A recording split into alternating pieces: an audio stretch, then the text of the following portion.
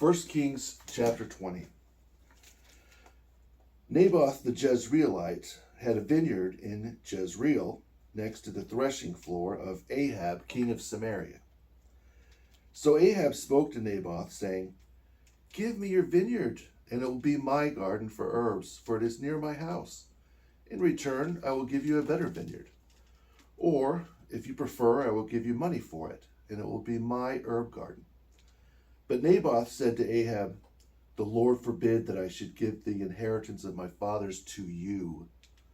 So Ahab's spirit was disturbed, and he lay down on his bed and covered his face. He could not eat any food. But Jezebel, his wife, came to him and said to him, "Why is your spirit disturbed, and you are not eating any food?" He said to her, "Because I spoke to Naboth the Jezreelite and said to him, 'Give me your vineyard for money. Otherwise, if you like, I will give you another vineyard for it.' And he answered, 'I will not give you the inheritance of my fathers.' Then Jezebel, his wife, said to him, 'Do you not now exercise authority over Israel? Arise, eat some food, and be yourself. I will give you the vineyard of Naboth the Jezreelite.' So she wrote a letter in Ahab's name, sealed it with his seal, and sent the letter to the elders and the nobles dwelling in the city with Naboth. She wrote in the letter, saying, 'Proclaim a fast, and seat Naboth with high honor among the people, and seat 2 men before him, scoundrels, to bear witness against him, saying, "He cursed God and the king." Then take him out and stone him, that he dies.' Thus the men of his city, the elders and nobles, inhabitants of his city, did as Jezebel requested them, as it was written in the letter she sent to them. They proclaimed a fast and seated Naboth with high honor among the people.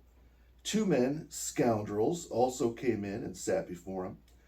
The scoundrels witnessed against him, against Naboth, and in the presence of the people, saying, 'Naboth cursed God and the king.' So they took him outside the city and stoned him with stones, that he might die.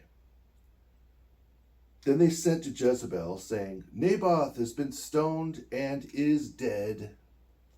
When Jezebel heard it, she said to Ahab, 'Arise and take possession of the vineyard of Naboth the Jezreelite, which he did not give you for money, for Naboth is not alive, but dead.'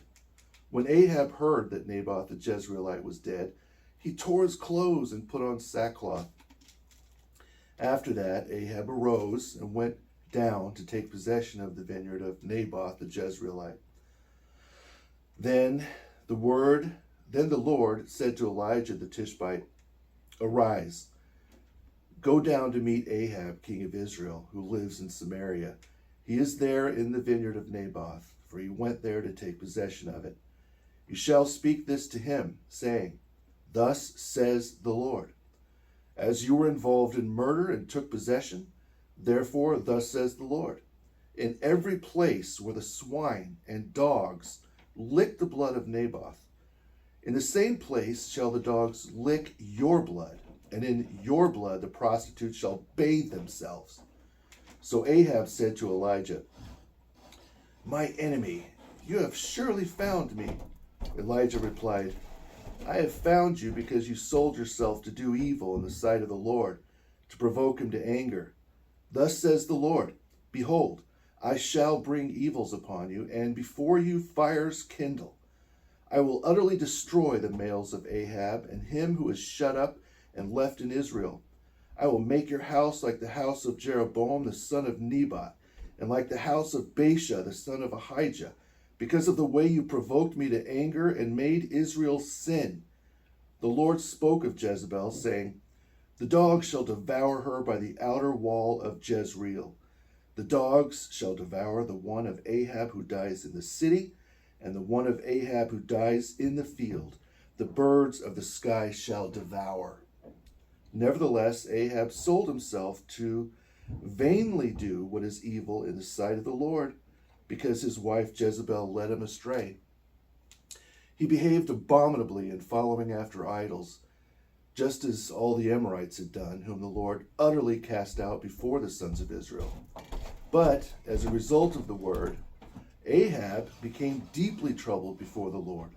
He fasted, he ripped his shirt, and put sackcloth on his body. He also put on sackcloth that the day he killed Naboth the Jezreelite. Concerning Ahab, the word of the Lord came by the hand of his servant Elijah the Tishbite.